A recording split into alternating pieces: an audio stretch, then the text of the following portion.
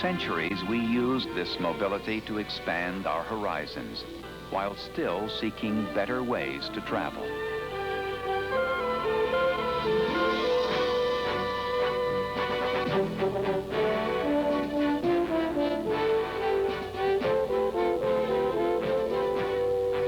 We harnessed the power of steam and moved toward replacing animals with engines.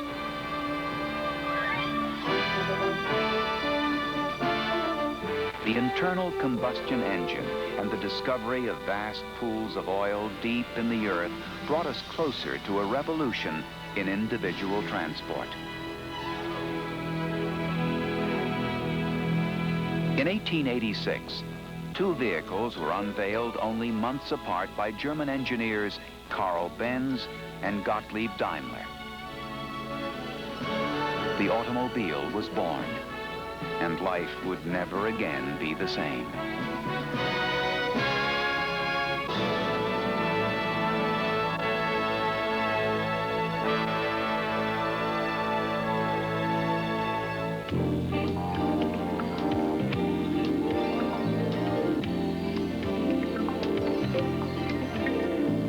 The Mercedes-Benz story is a story of quality, a story of a standard of excellence that began more than a century ago with the words of Gottlieb Daimler.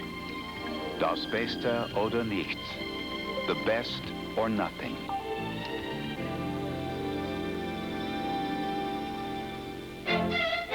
Daimler was first to see the wide variety of uses for the gasoline-burning internal combustion engine. The success of his first vehicle, a motorcycle, convinced him that by installing his engine in a carriage, he could finally replace the horse. At the same time, Carl Benz, unaware of the work being done by Daimler only 60 miles away, was developing his own vehicle.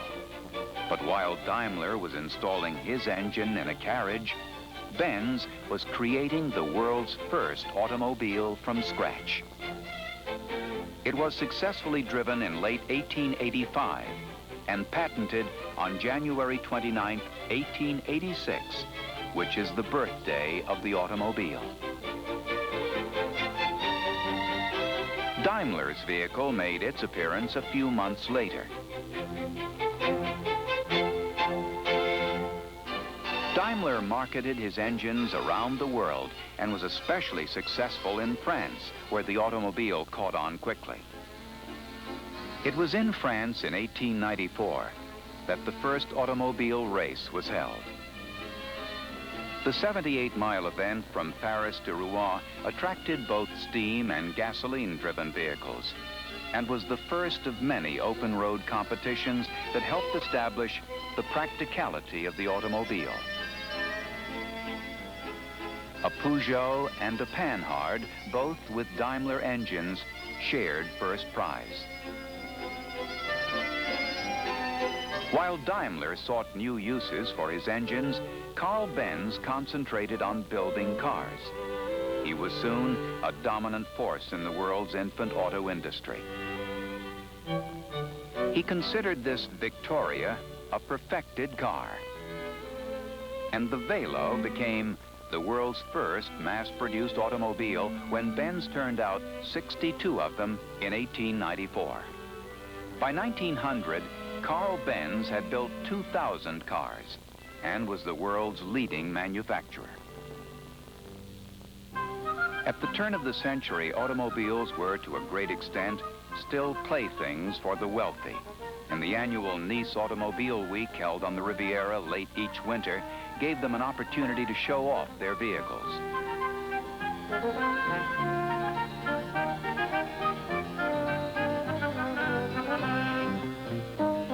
Austrian entrepreneur Emil Jelinek, who lived in Nice, was an enthusiast who liked power and speed.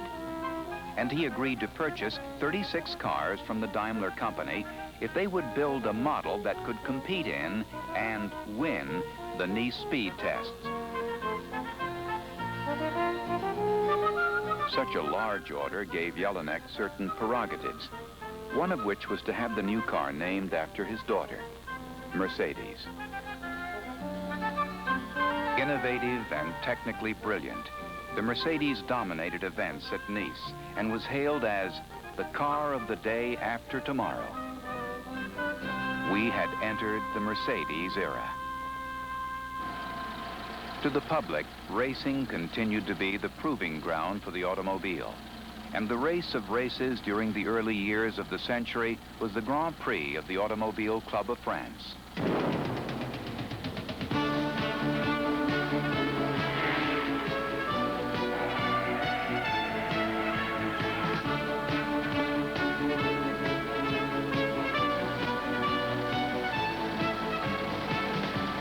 At the 1908 Grand Prix in Dieppe, Christian Lautenschlager drove his Mercedes to victory while averaging 69 miles per hour. Benz cars finished second and third.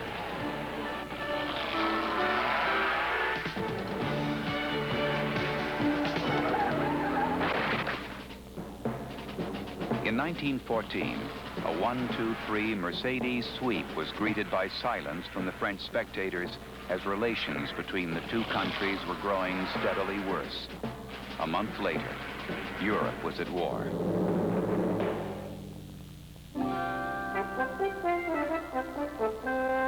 When peace returned, there was a dizzying array of cars to choose from in every country.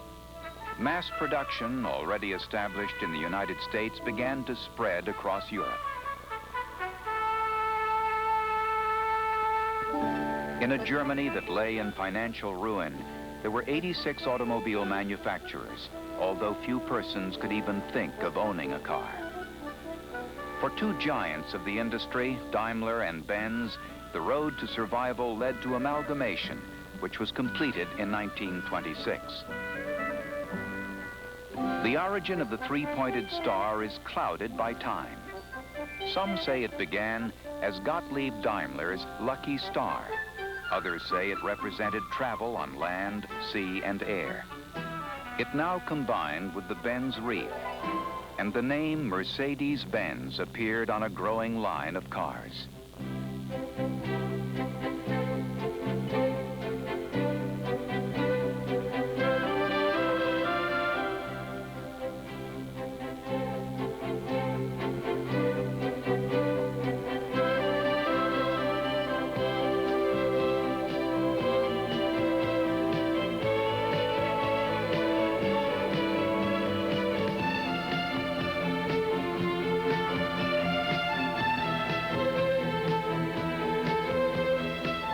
Cars that rolled off the production lines in the 1930s allowed Daimler-Benz to survive this difficult period and remain a major automotive influence. While the decade began with the introduction of a moderately priced car that featured a revolutionary four-wheel independent suspension, cars bearing the Mercedes-Benz symbol continued to represent the ultimate in power, luxury, and quality.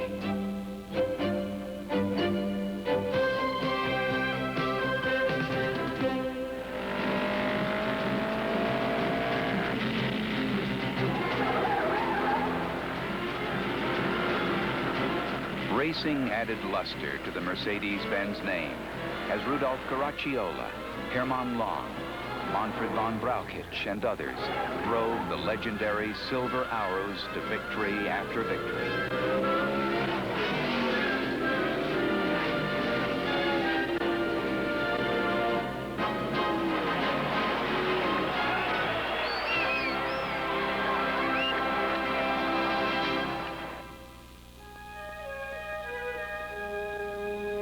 The 1930s saw another major achievement with the development of the world's first series production diesel passenger car. But the company's automotive progress came to a halt as Europe was once again plunged into war.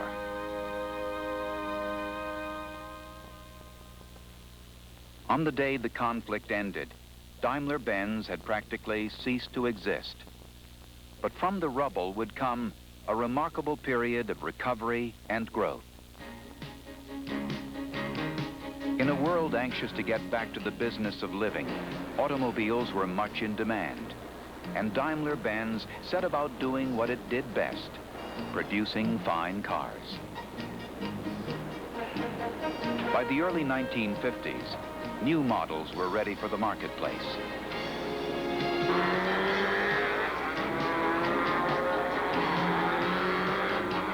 To help re-establish the Mercedes-Benz name, the company returned to racing.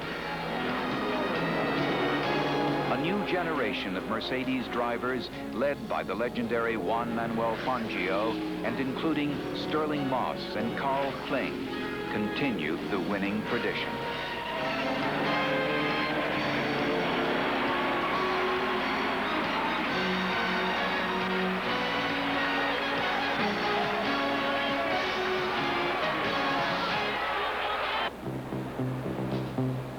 During the decades that followed, quality was the Daimler-Benz watchword, and the three-pointed star once again represented the best in automotive technology.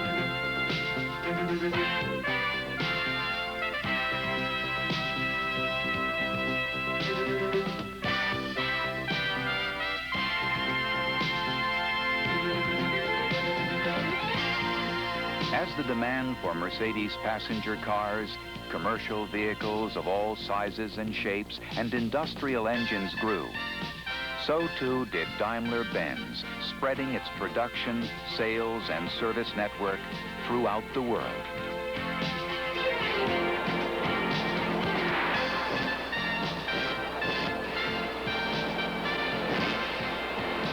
From only 214 cars built in 1946, the numbers have grown dramatically. This year, more than 500,000 will roll off the assembly lines.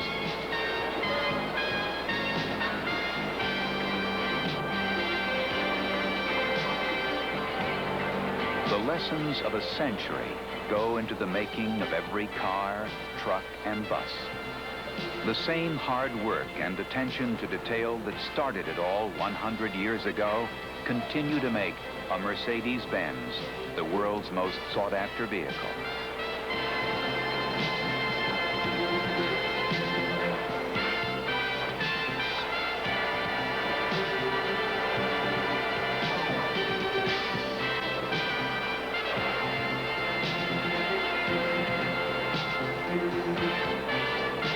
As we enter our second century, we do so guided by the words of Gottlieb Daimler, words that best explain our standards. Das Beste oder nichts, the best or nothing.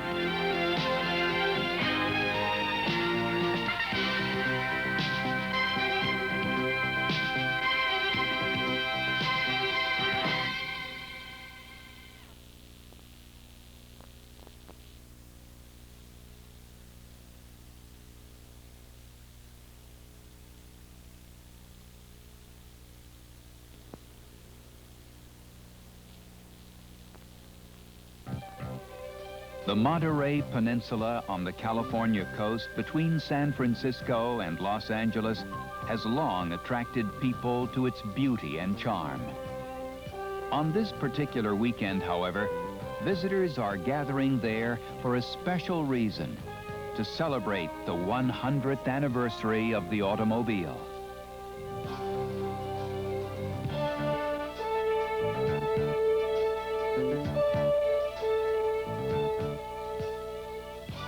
Two events will highlight this celebration weekend: the Laguna Seca Historic Automobile Races and the Pebble Beach Concours d'Elegance. At the Pebble Beach Concours, the great era of classic automobiles will be recaptured in a setting that matches the beauty of the vehicles. Only a little more than 100 of the finest, mostly pre-World War II cars have been invited. Cars carefully and lovingly restored to their original state. In deference to this being the centennial of Mercedes-Benz, almost half the cars arriving from around the country and overseas will carry the Mercedes name and three-pointed star. Among these is the only surviving example of the American Mercedes. Built in Long Island City in 1905, the car has been restored in the shop of former world champion driver Phil Hill. I don't know whether I can begin to do justice to try and put into words the kind of work we put in on that car. It was terrible. Had the wrong wheels on it, the wrong tires on it, the wrong top on it, the wrong windshield on it. The body was cracked all to pieces. The floorboards were made out of leftover apple crates. It was just terrible. The American Mercedes was built under an 1888 agreement between Gottlieb Daimler and piano manufacturer William Steinway that marked the beginning of the American auto industry. Few were ever sold, for at a time when Ransom Olds and Henry Ford were trying to make cars affordable for the masses, this car was beyond the reach of all but the very wealthy. In Eugene, Oregon, another vehicle is being restored. George Wingard is nearing the end of more than a year's work on his 1914 Mercedes Grand Prix car. When finished, it will be shipped to Monterey to participate at both Pebble Beach and Laguna Seca. The car was designed to be raced. And a true test of a restoration is whether you can make the car do what it was designed for. A lot of cars go to shows without any grease in the grease zerks, without any preparation to drive whatsoever, because when you drive a car, you unrestore it. That's what the whole idea of restoration is. You restore a car and make it new, and you drive it and you wear it out. And so every car that's actually used is being unrestored. And I think the test of whether you restored a car or not is whether it will perform like it performed when it was new.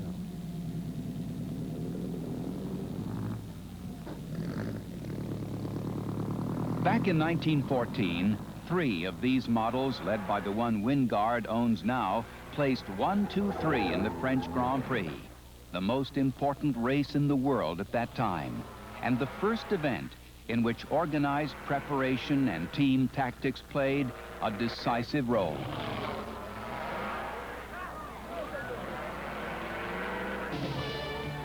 Stuttgart, Germany, the Daimler-Benz Museum. Here, visitors come to view the 100-year history of a company and an industry. Both trace their beginnings to 1886. On January 29th of that year, German engineer Karl Benz was granted the patent for the world's first automobile. A few months later, his countryman Gottlieb Daimler added the second. From the company that today bears their names has come not only a long line of passenger cars and commercial vehicles, but also a racing heritage that goes back to the very beginnings of the sport. Since not everyone can have the opportunity to stroll through the museum, Daimler-Benz sends its cars to participate in events throughout the world.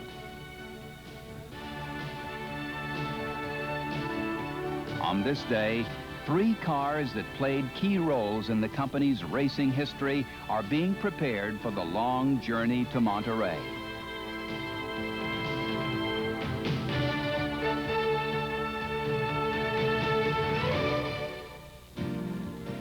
Friday morning, Laguna Seca. The museum cars have joined an array of vehicles from the company's past, being readied for the thousands of spectators who will soon be arriving. There is a sense of romance to the automobile that is shared by people of all ages and draws them in great numbers to events where they can take a moment to pause and reflect on how it all began and how far we've come. The races at Laguna Seca provide an opportunity to bring history to life and to honor the people and the machines that have stood out among all others.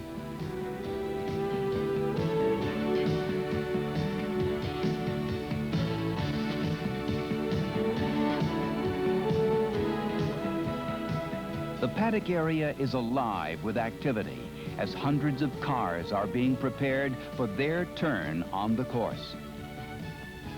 Bugatti, Maserati, Ferrari, Porsche, Ford, Jaguar, and Alfa Romeo. The great names in racing history, and some not so well known, all attest to the variety found in the first century of the automobile and are on hand to provide the color and excitement Laguna Seca is famous for.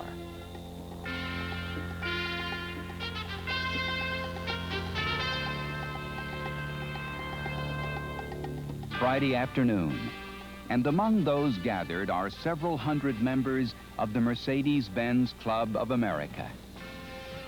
They are the true enthusiasts of the marque, and many have traveled thousands of miles to be a part of this anniversary celebration and make this the largest single gathering of cars and people in the club's 30-year history. They may not be in the Pebble Beach Concours, but their cars receive just as much loving care and attention to detail. As club members await the start of the weekend's events and their chance to take a parade lap around the course, there is time to socialize, share notes, and to stage their own concours. This competition turns out to be more than just a pleasant way to pass the time, for these judges share a special knowledge of Mercedes-Benz cars. They are serious about their task and critical of the vehicles they examine.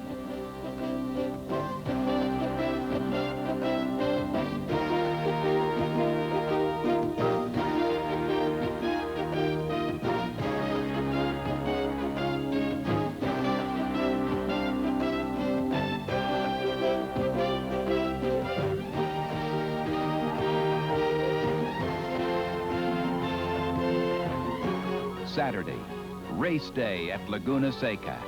The excitement of the present and the nostalgia of the past are about to come together.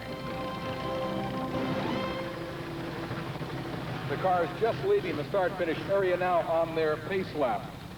Number 77, Ernie Wall. Number 36, Ed Walks from Long Grove, Illinois, in a 1927 Mercedes-Benz S. 20 years of racing history are represented in this first race. And while the drivers are certainly ready to put their vehicles to the test, for most of them, winning is not as important as enjoying the performance of these cars, as they are once again doing what they were designed for.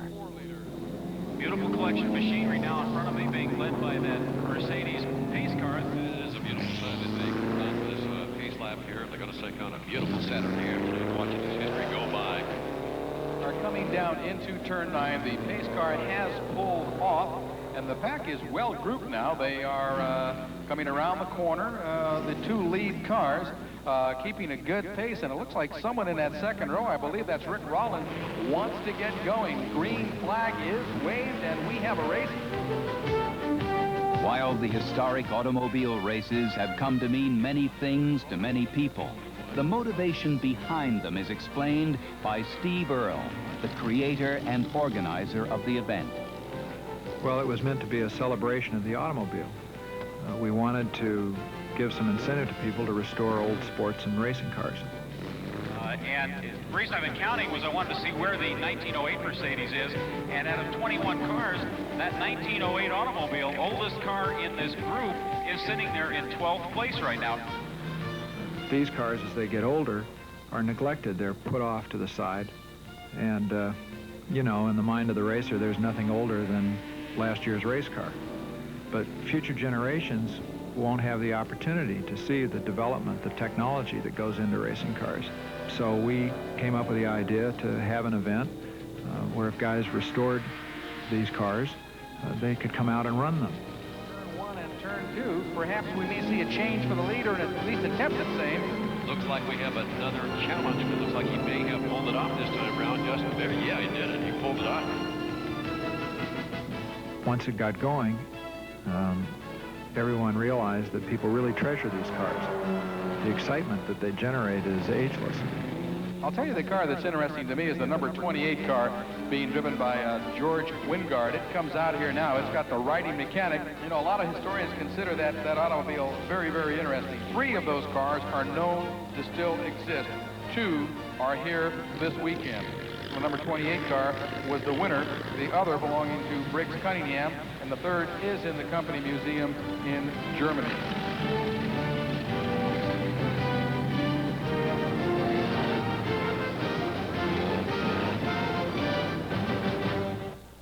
Another special feature of Laguna Seca is watching racing greats of the past rekindle memories for the fans.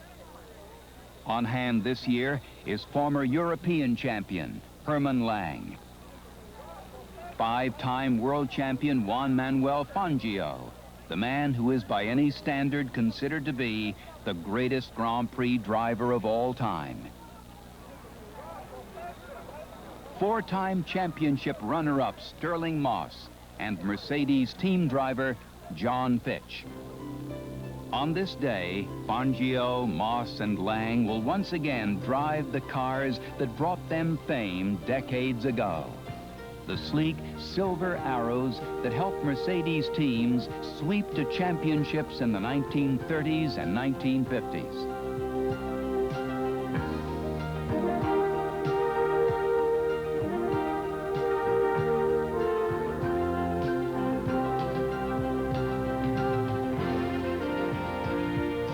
Former racing motorcyclist, Lang became first a mechanic for the Mercedes competition department and then, in 1935, an apprentice driver. Only 2 years later, he opened the 1937 season with a victory in the Grand Prix of Tripoli.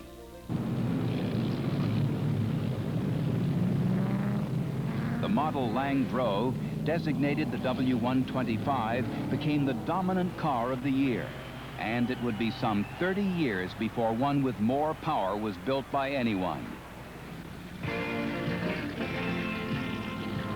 The car registered 7 victories that season and won the European Championship for the team's #1 driver, Rudolf Caracciolo. While Caracciolo, an artist behind the wheel, was the bright star of the Mercedes team throughout most of the 30s, by the end of that decade, Hermann Lang was the fastest man on the team.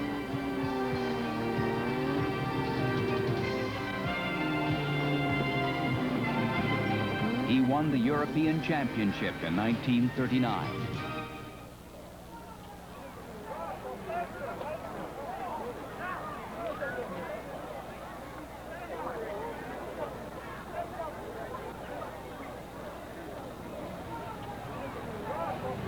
When Daimler-Benz began racing again in the early 50s, Lang was still an active member of the team. And in 1952, with co-driver Fritz Reese, he won the Le Mans 24-hour Classic in a 300 SL prototype. As has been true many times since racing began, the track serves as a proving ground for ideas that can be utilized on the production line. So it was with the car that came to be known as the Gull Wing.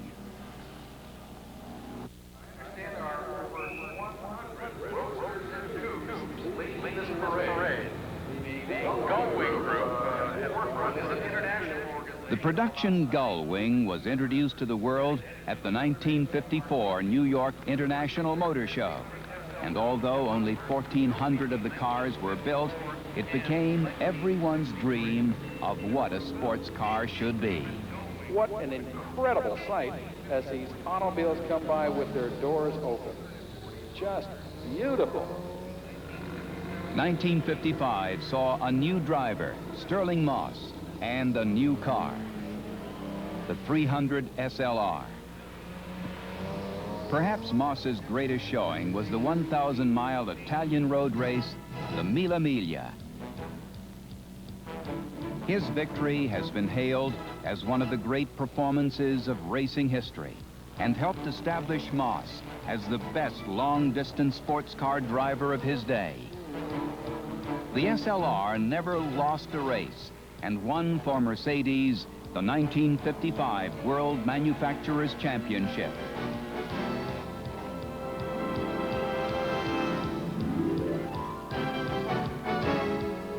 But while Moss was emerging as one of the great drivers of all time, it was Fangio who dominated the 50s.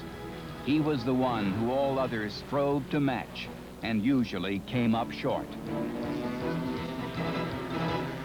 The Mercedes Grand Prix team won 12 of the 15 events it started and helped Fangio win world championships in 1954 and 1955.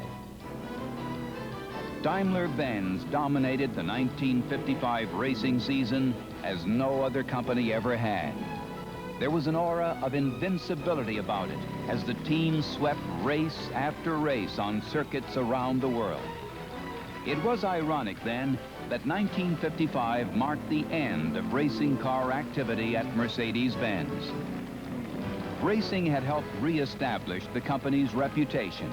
Now it was time to channel all energies into producing vehicles for the marketplace.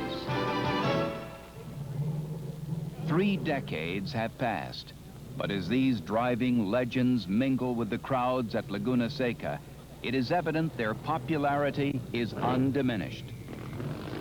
They will take their places in the parade of vehicles from Mercedes' past and accept once again the applause of their fans.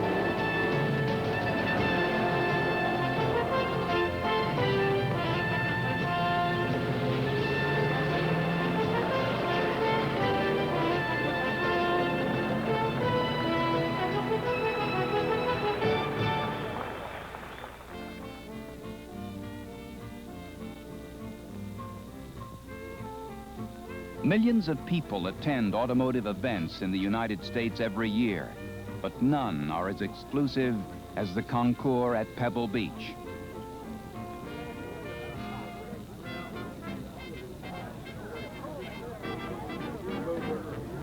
Every car is here by invitation only, and while admission to the concours is recognition in itself, for some owners, the time, effort, and painstaking attention to detail is about to pay off under the careful scrutiny of the judges.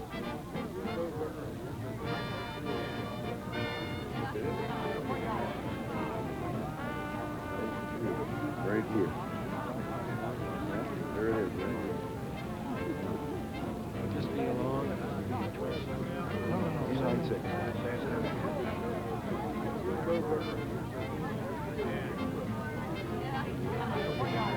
George Wingard has worked most of the night to prepare his car. Having already won the Monterey Cup at Laguna Seca for his car's appearance and performance, he is now hoping for a best-in-class award at Pebble Beach that would honor the quality of his restoration. These awards are determined by judges whose critical sense of correctness is the result of years of study and experience. The Concours d'Elegance automobile is judged not on looks alone, but also the quality and accuracy of its restoration. Judges must be satisfied that every detail on an entry is a true representation of the original. This high level of judging has made the Pebble Beach Concours the ultimate test of the restorer's art.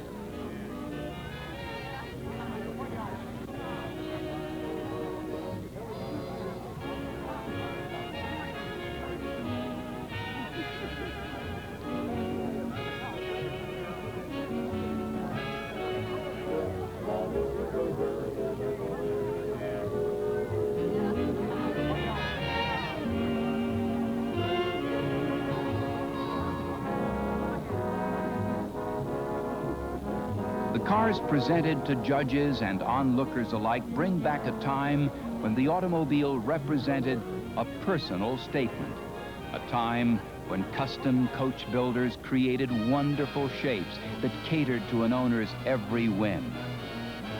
Today, these early cars, some call them works of art, have become more than just nostalgic reminders of the past. They are rare and exotic collector's items, some valued at well over $1 million.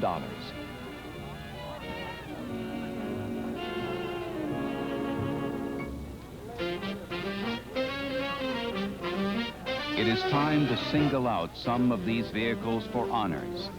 But perhaps the greatest honor is the knowledge that the restoration of each and every car has played an important part in the preservation of history.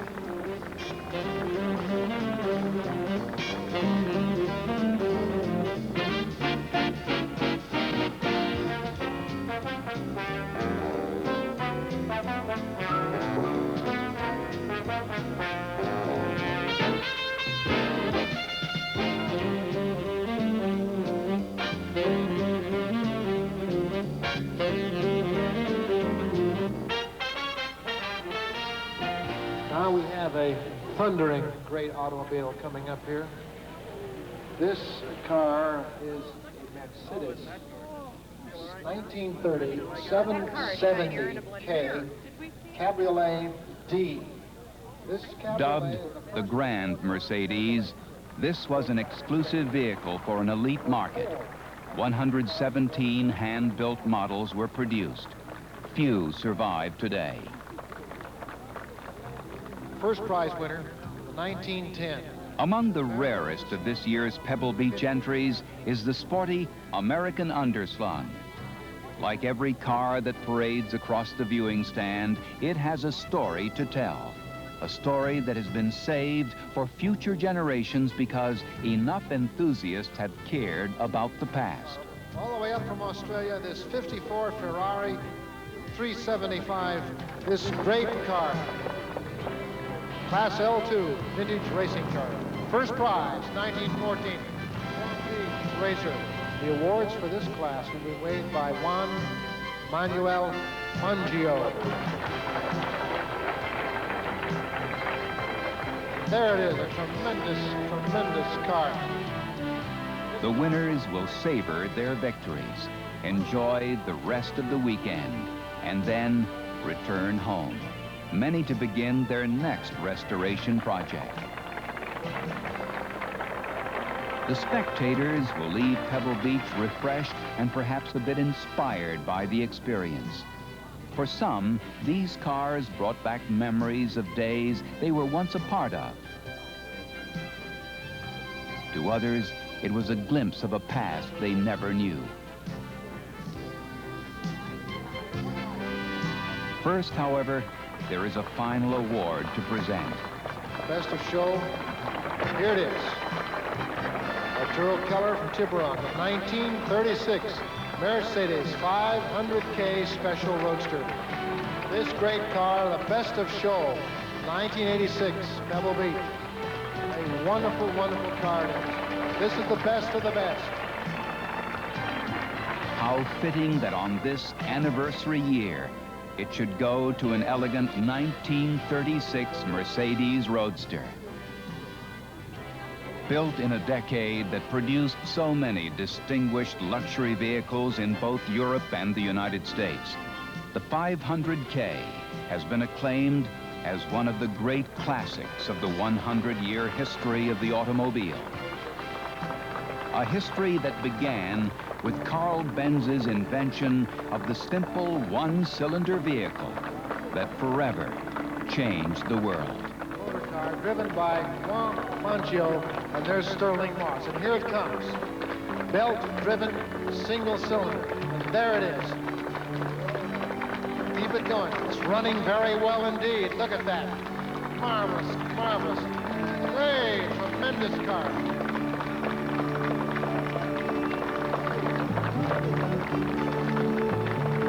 '86. There it is.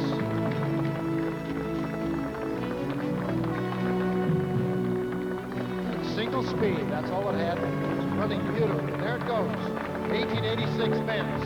Fangio and Sterling Moss.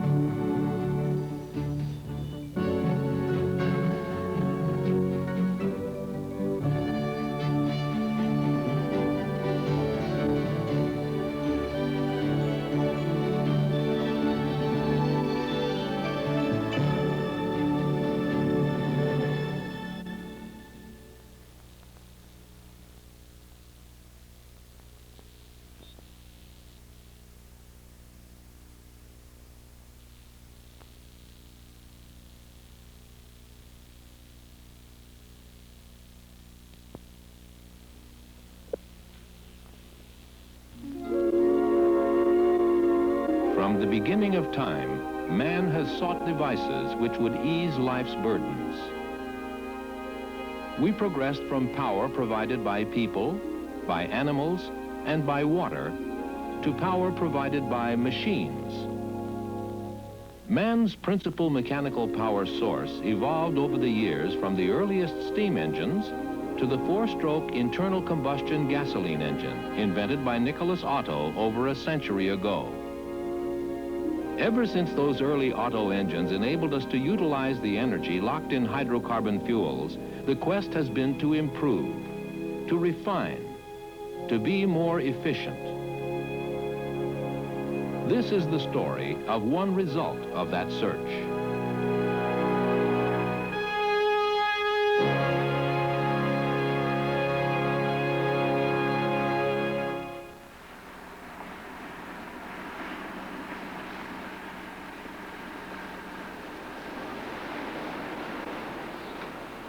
When a sudden and unexpected oil shortage forced the United States to seriously consider fuel economy for the first time, the word diesel penetrated the consciousness of passenger car drivers.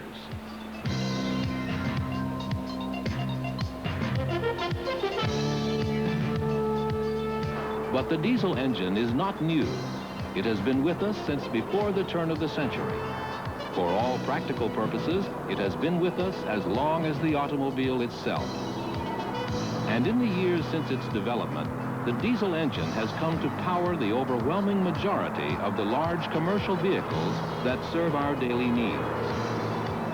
In fact, there is no economical alternative to the diesel engine in commercial vehicles, and will not be for a long time to come.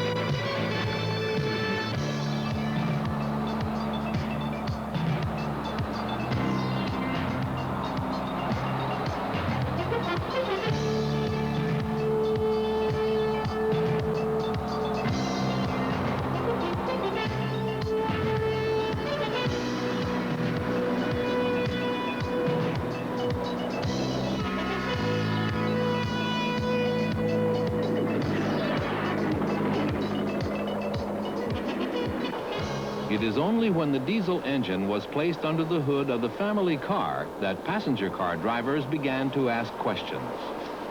What is a diesel engine? What does it do? Where does it come from?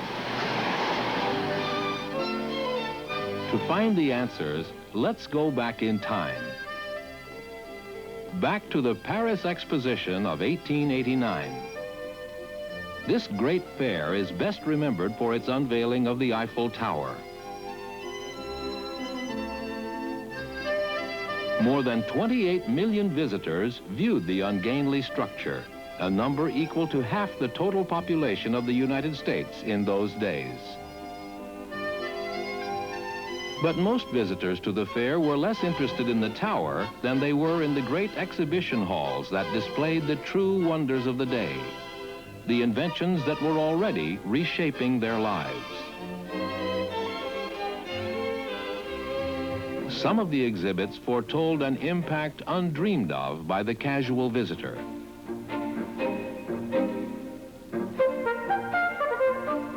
Among the array of contraptions was one dismissed by the press as being a diabolical invention designed only to make poor horses lose their minds. The day of the horseless carriage was dawning. Yet in a remote corner of the fairgrounds, the first gasoline-driven automobile, invented by German engineer Carl Benz, created hardly a stir.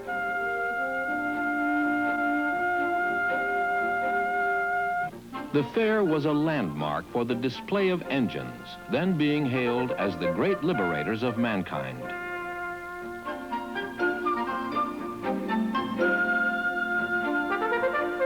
Two of the many exhibitors were Gottlieb Daimler, son of a German baker, and his associate, Wilhelm Maybach. Among those influenced by the mechanical marvels on display was a young German engineer, Rudolf Diesel. Diesel was at the fair to exhibit his ice-making machines, but as he looked around him at the latest internal combustion engines, a dream began to take shape. A dream of an engine that would utilize fuel more efficiently than any existing gasoline engine. As he wandered among the engines, perhaps Diesel was remembering a simple device he had used as a student. The device had a plunger that compressed the air, heating it until a piece of tinder ignited. This was to become the basic idea behind the combustion process in the diesel engine.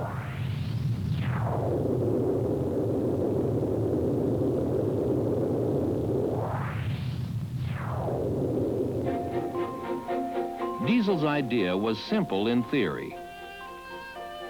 In contrast to the gasoline engine, which drew in a mixture of fuel and air, compressed it, and then ignited the mixture with a spark, Diesel's engine, patented in 1892, would draw in only air. The air would be highly compressed and thus heated to a point where the air itself would ignite the fuel as it was sprayed into the engine. As in the gasoline engine, power would be produced when the pressure created by the combustion process pushed down on the engine's piston. The diesel process remains the same today. Air is drawn in and compressed. It ignites the fuel sprayed into the engine, and the pressure created pushes the piston.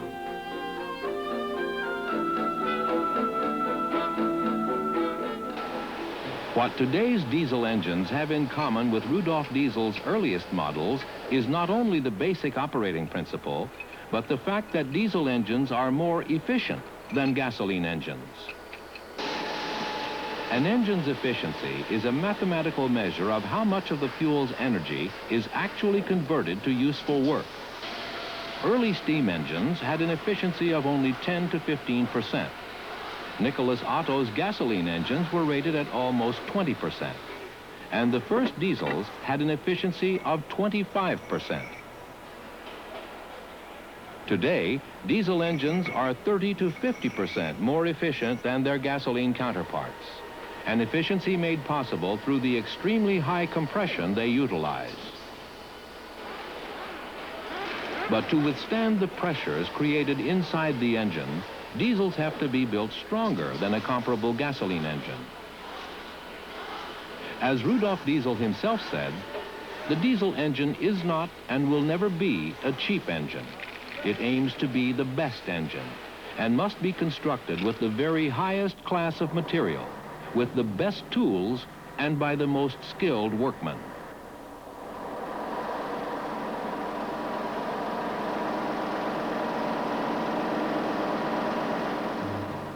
Within a few short years, Diesel's engine made him a millionaire, but he was not destined to enjoy his newfound wealth. He was as bad a businessman as he was a good engineer, and he suffered from terrible headaches that were to plague him the rest of his life. With the proceeds of his royalties, he built a mansion that almost immediately began to sap his resources that were already dwindling as a result of a series of extremely bad investments.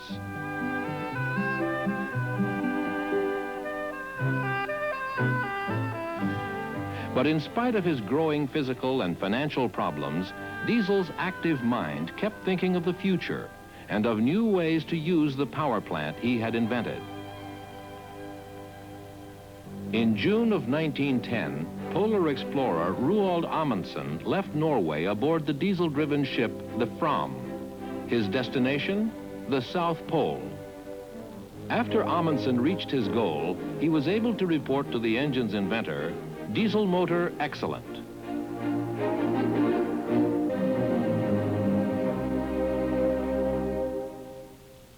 Another maritime triumph came in 1912 with the maiden voyage of the Danish cargo vessel Sealandia.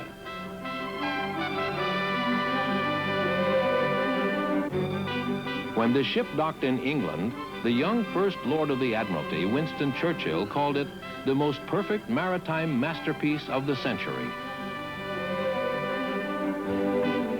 Thomas Edison added to the accolades by calling the diesel engine one of the truly memorable accomplishments of mankind. But by 1913, the tormented Diesel could take no more. His headaches were worse than ever, his finances a shambles, and on November 29th, he disappeared from a ship crossing the English Channel, most probably a suicide.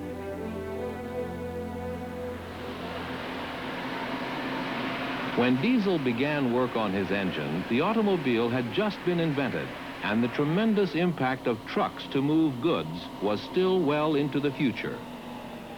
Yet in lectures around the world, he showed he understood that the full potential of his engine would not be realized until it was adapted to these new modes of transportation.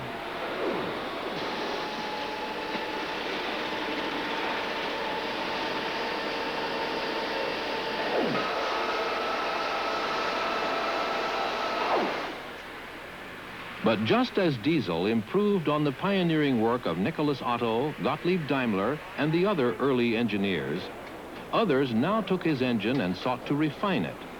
The quest turned to the development of a diesel engine small enough to effectively power the vehicles that would play such an important role in 20th century life.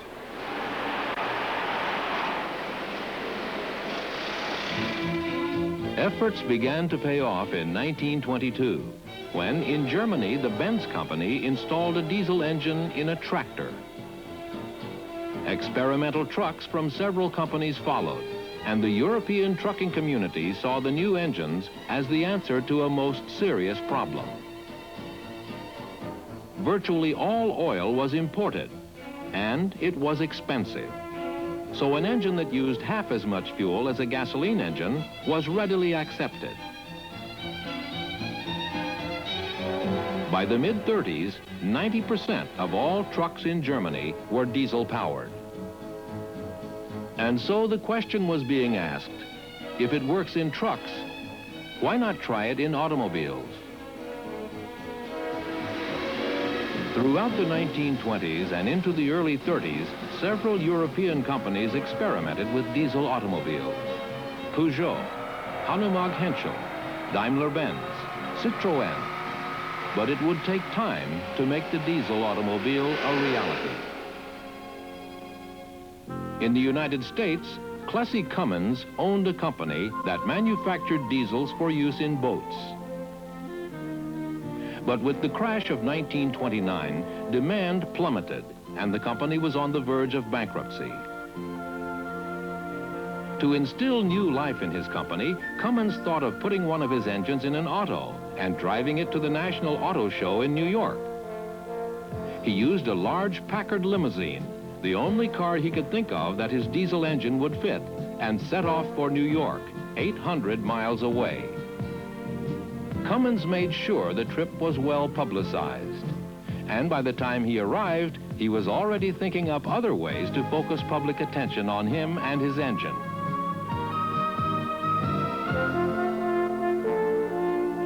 In March of 1930, he drove a Packard Roadster over 1,000 miles to Daytona, Florida, and then established the first world record for a diesel-powered car.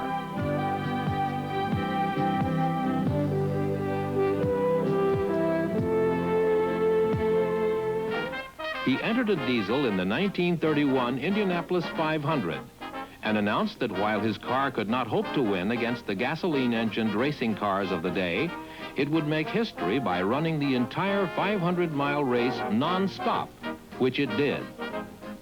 America was impressed, but Cummins was not finished. Convinced that he had latched on to more than just a series of circus stunts, he set out to show a skeptical industry that the diesel had a place on American highways and in American automotive history. In 1931, after driving a truck over 3,200 miles from New York to Los Angeles at a total fuel cost of $11.22, he set a truck endurance record of 14,600 non-stop miles on the Indianapolis Motor Speedway.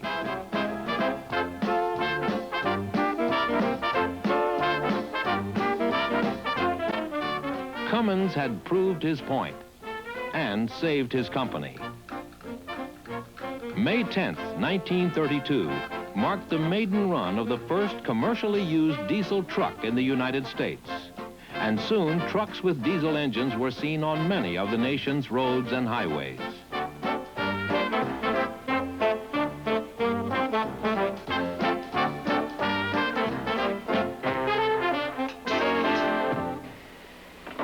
But in spite of the publicity received by Clessie Cummins, the diesel passenger car in America of the 1930s was still an idea well ahead of its time. The diesel engine offered fuel economy, but fuel in the United States was plentiful and cheap.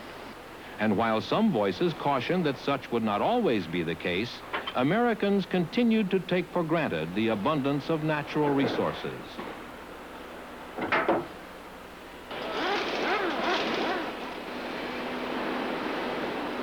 The time when the economical use of fuel would become a national necessity was still far in the future. Until then, there would be other uses to which the diesel engine could be put. The 1930s saw the diesel not only on the highways, but also on the rails. Trains such as the sleek Zephyrs of the Burlington line epitomized the power and efficiency of this new power source that would soon make the steam locomotive obsolete. In the skies, the engines powered the ill-fated dirigible Hindenburg, as well as her sister ship, the Graf Zeppelin. The diesels, with their absence of sparks of any kind, were ideally suited for these graceful craft, inflated as they were with the highly flammable hydrogen gas.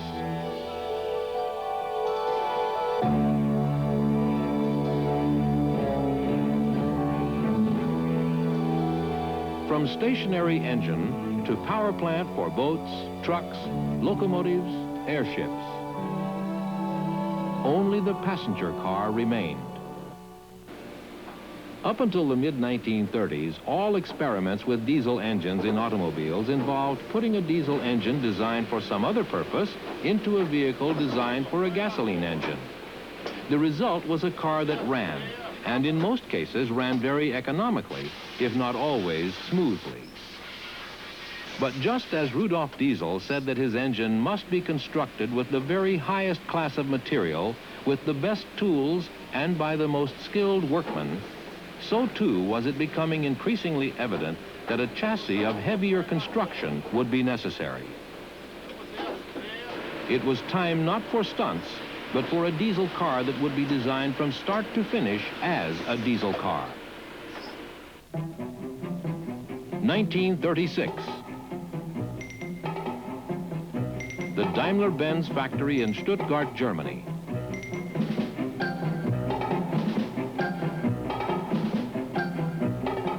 After years of research, after development of an automotive four-cylinder diesel engine, after exhaustive road tests, the Mercedes-Benz 260D was about to become the world's first mass-produced diesel passenger car.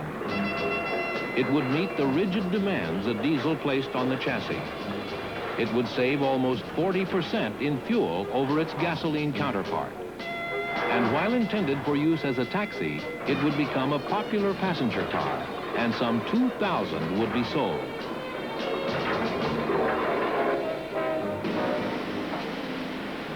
Today, the Daimler-Benz factory in Sindelfingen, West Germany. In the past 10 years, almost 4 million cars have been produced here. 44% of them have been diesels. The diesel engine is still not a cheap engine. The vehicle still requires sturdier construction. The result is still economical, dependable, durable.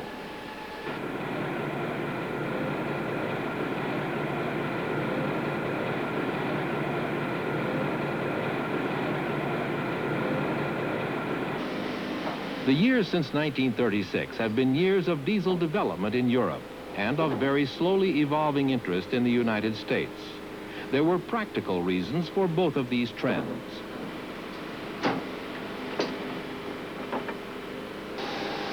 After World War II, few Europeans could afford to buy a car, and fuel economy and long engine life became critically important.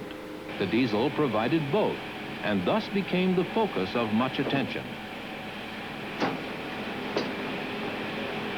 In the United States, automobile economy and durability were still low on everyone's priority list. American taste ran to big cars, and big cars used up gasoline at an amazing rate.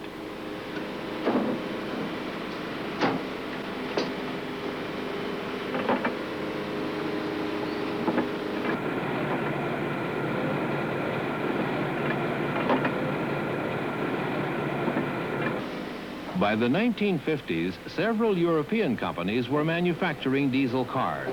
And while their share of the automobile market was still relatively small, the number of diesels was increasing.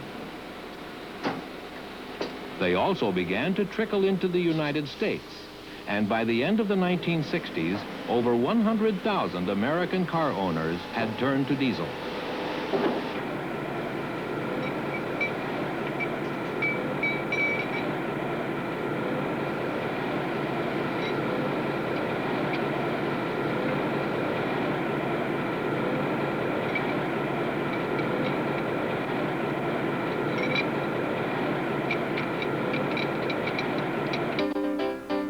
The 1970s saw events in the United States finally make the diesel an idea whose time had come.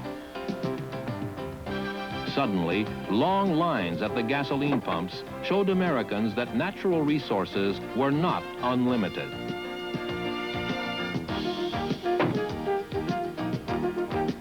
Gasoline prices soared, as did the cost of automobiles themselves.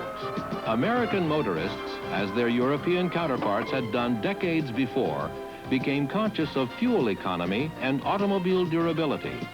And they turned in growing numbers to the savings and long life the diesel engine offered.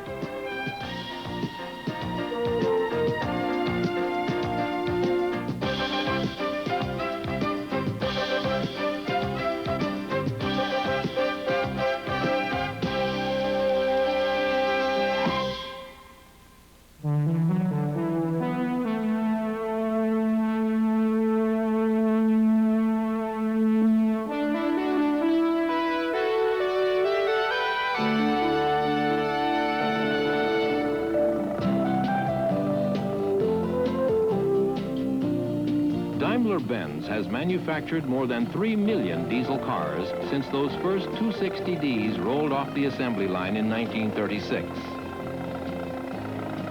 Rudolf Diesel set out to develop the world's most efficient engine, an engine that would meet the needs of his era. He succeeded, and succeeded so well that today, some 90 years later, his invention is the primary alternative to gasoline engines, and an answer to problems of a complexity perhaps beyond even his dreamer's vision.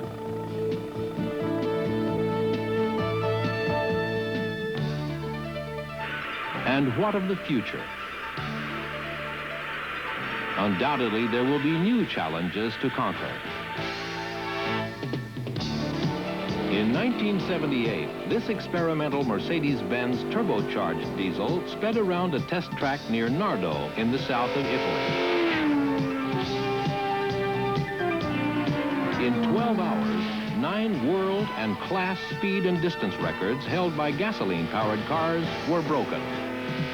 The car averaged 195.4 miles per hour, a speed comparable to those achieved by methanol-fueled racing cars at Indianapolis.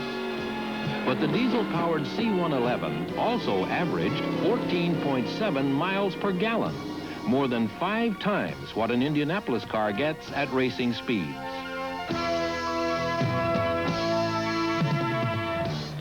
Today, the work begun in a German laboratory almost a century ago continues. New technology, such as turbocharging, has improved the diesel engine's capability and performance. The sluggishness of the past is gone, as newer cars are more responsive, have quicker acceleration, and operate easily at high speeds. The engine is still the most efficient internal combustion engine made, offering the driver better miles per gallon in normal driving. And with no spark plugs to change, no carburetor or distributor to adjust, and no electrical ignition wires to short out, the diesel offers a dependability unmatched by gasoline engines. In fact, with proper maintenance, it is not uncommon to have diesel engines go more than 500,000 miles in both commercial vehicles and passenger cars. And still, the research continues, and new chapters are being added to the ongoing quest for the best, most efficient engine possible.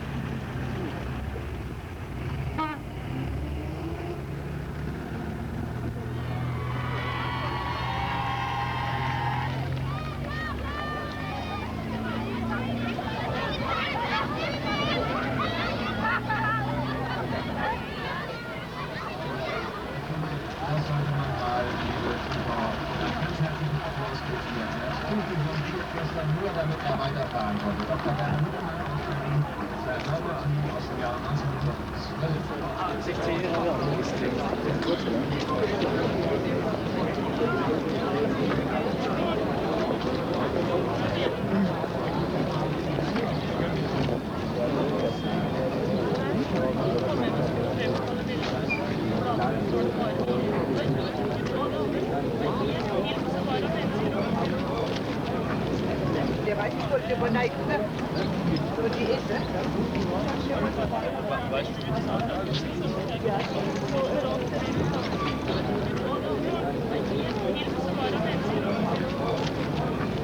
wie der weiß nicht, wollte man nicht, so die ist, weißt du,